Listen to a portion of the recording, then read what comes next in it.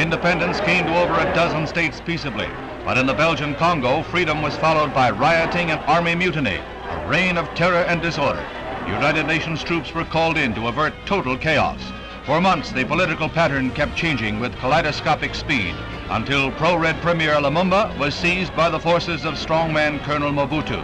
But the struggle for power was far from over. Après qu'il eut juré fidélité et obéissance au président de la République et que le ministre de la Justice, Bruno Ndala, en eut pris acte, le nouveau commissaire provincial signa le livre d'or. D'un tout autre ordre fut la réception par le président Mobutu des joueurs du tout-puissant Anglebert. 2 fois champion d'Afrique des clubs champions, cette belle équipe parvenue en finale cette année encore est en bonne voie pour le triplé. Le président, comme tous les sportifs congolais, a vivement encouragé les joueurs à la veille de leur rencontre avec Ismaïlia.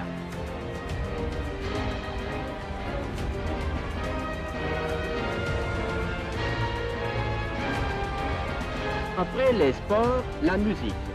Le président a voulu témoigner tout l'intérêt qu'il y porte en recevant les chefs d'orchestre de la capitale et leurs épouses. Dans le cadre du Nouveau Congo, toutes les élites ont chacune dans leur domaine des responsabilités à assumer.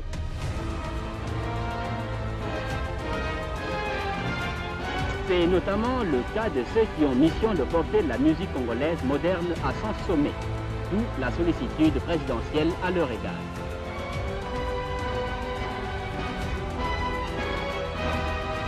Retour à la diplomatie avec l'audience accordée par le chef de l'État au capitaine Malik Diallo.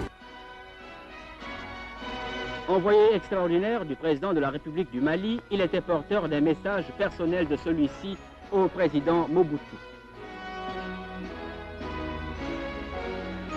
Enfin, la dernière audience fut réservée par le président aux secrétaires généraux des divers ministères. Ils ont été présentés avec leurs épouses par le ministre de la fonction publique, Dominique Hillo. Au nom de ses collègues, le secrétaire général du ministère du Travail et de la promotion sociale, Alphonse Makwambala, put assurer le président de leur coopération absolue.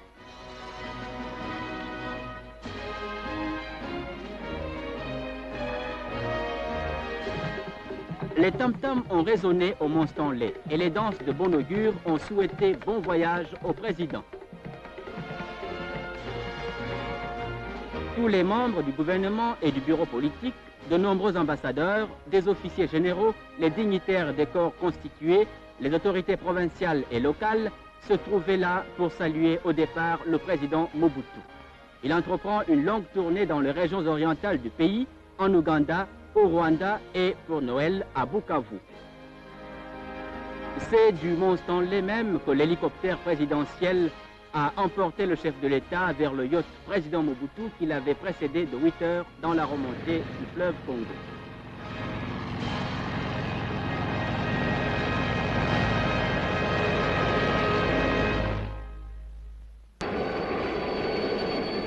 À une centaine de kilomètres de son point de départ, l'hélicoptère allait s'apponter sur le navire présidentiel.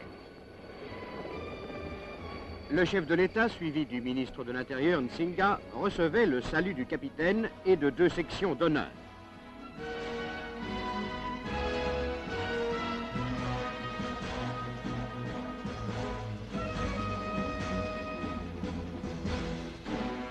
Avec ses invités, le président Mobutu poursuivait la remontée du fleuve.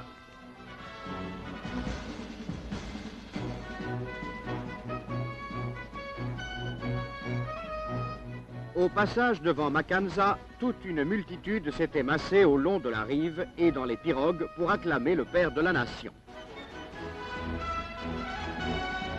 À l'escale de l'Issala, l'accueil fut d'un enthousiasme indescriptible.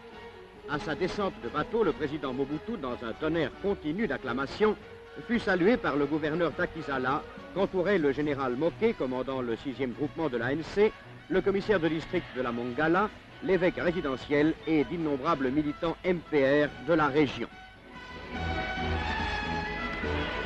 Des fleurs avaient été offertes à Joseph Désiré Mobutu, qui naquit à l'Issala le 14 octobre 1930.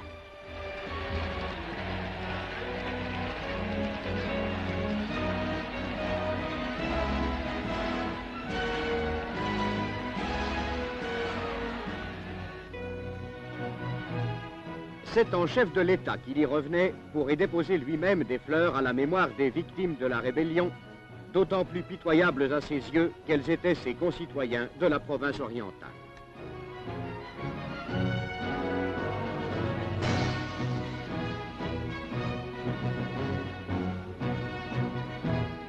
Des cadeaux furent offerts de grand cœur à celui que l'on considère comme l'enfant prodige de la région.